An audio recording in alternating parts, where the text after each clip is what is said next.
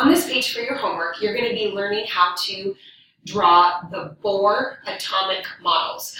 Bohr is named after a person who came up with this idea. That's not super important at this point. You just need to know that whenever we're drawing this type of atom and showing the atomic structure, this is what it's called.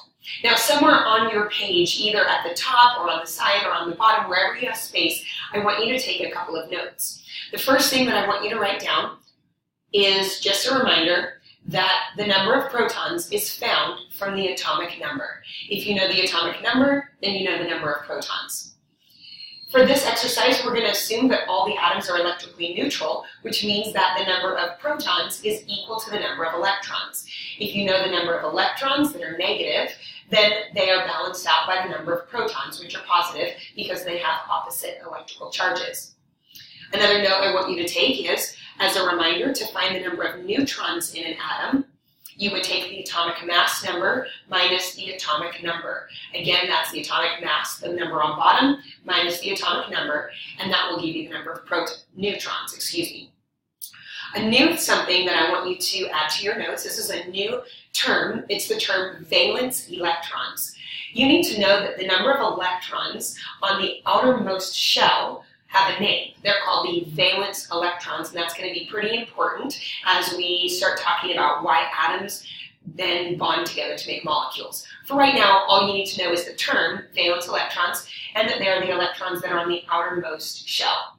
Something I want you to be aware of today is, as we're drawing, I want you to make sure that everything that you do is in pencil. In fact, I even want you to cross off this instruction that says highlight the valence electrons, because I want to be able to make changes on this page if we need to at a later time. So make sure that everything you do is writing in a pencil. Now, let's go over these instructions. For each box here, you're going to fill in the symbol, atomic number, and atomic mass for each of the elements below. Then you're going to fill in the Bohr models for each of the atoms using the periodic table. You're going to draw small circles for each of the electrons on the correct shells, and in the how many subatomic particles are in the nucleus, you're going to write a P and an N to represent your protons and neutrons, and I'll walk you through that. Just as a quick reminder, I said something about the electron shells. Remember that there are up to 3 electron shells. Actually, there's more than 3, but we're only going to learn about 3 for this class. The shell of electrons closest to the nucleus can hold up to 2 electrons, but not more. If there are more than 2 electrons, they have to go on the second shell, which can hold up to 8 electrons. It doesn't have to hold 8 if it doesn't have that many electrons, but it can hold up to 8. If an atom has more than 2 plus 8, which is 10 electrons, then the other electrons have to go then on the third shell, which can hold 8 electrons, and sometimes it can hold up to 18 electrons. This was important for knowing where we're going to draw our electrons on the Bohr model. Let's start with our first element, hydrogen. We have to look at our periodic table. Hydrogen is here on the periodic table. So I'm going to walk you through this. The symbol for hydrogen, if we look it up on the periodic table, is H. The atomic number is 1, and the atomic mass, if we round it, is also 1. Atomic number is 1, atomic mass is 1. So I'm going to write in the nucleus, this first and thickest circle represents your nucleus. This is not an electron shell. So the proton is 1. I need to figure out the neutrons. Atomic mass minus the atomic number, 1 minus 1 is 0. There's actually 0 neutrons in this nucleus.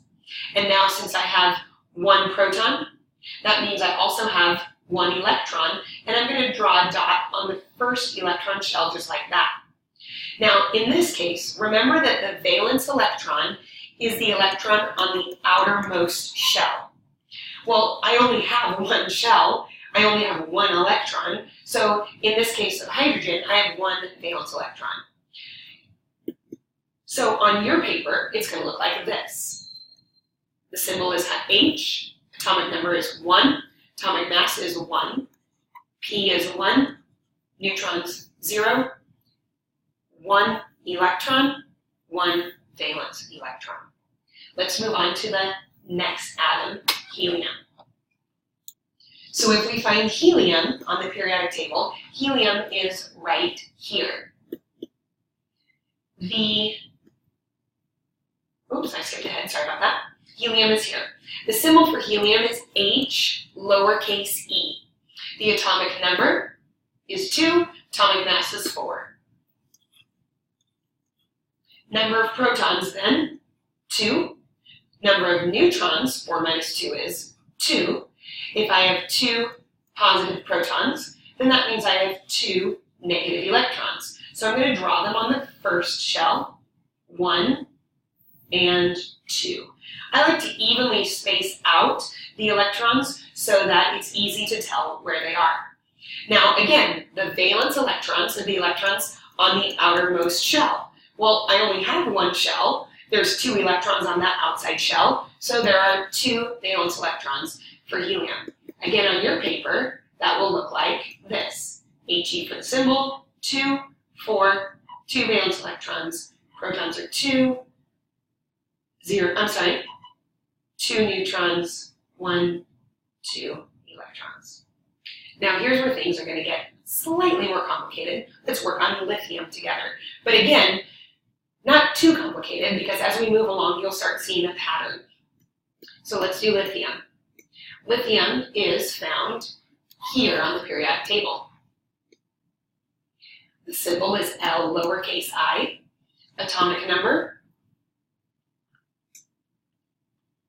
is 3. Atomic mass is 7. That means there are 3 protons. 7 minus 3 will give me 4 neutrons. If there are 3 protons, then there are 3 electrons. Here's how I'm going to draw them. 1, 2 on the first shell. According to what I said before, only the first shell can hold 2 electrons. So that means I have to draw 1, 2, and the third here. Now here's where things change. Now I'm no longer looking at the inside shell. I have another shell to look at. This is now the outside shell, which means that there is 1 valence electron in a lithium atom.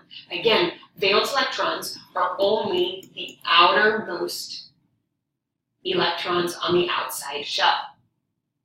When you look at this periodic table, you'll notice that there's a lot of space here, which is why on your periodic table,